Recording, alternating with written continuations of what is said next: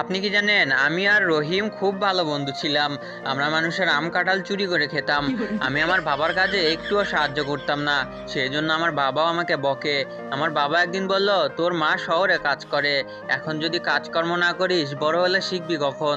তুই শহরে যা, তোর মায়ের সাথে কাজ কর। তো আমি বাবার কথা মতো শহরে গিয়ে কাজ কাম শুরু করে দিলাম। রহিম একা একা বসে থাকতে লাগলো।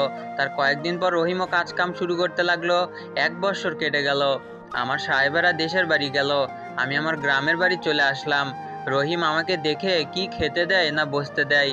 আমি বললাম, তুই কি ইংরেজি জানিস? রহিম বলল, তুই জানিস? আমি বললাম, ইয়েস, নো, ভেরি গুড। রহিম বলল, এর মানে কি? আমি বললাম, পাগল, ইংরেজির কি কোনো মানে হয় নাকি? রহিম বলল, তুই কত টাকা জোগাড় করেছিস? আমি বললাম, এই তো 1 ব্যাগ। তার মধ্যে 1 টাকাও আমি খরচ করিনি। সাহেবেরা ওখানে খেতে দেয়, জামা কাপড় দেয়।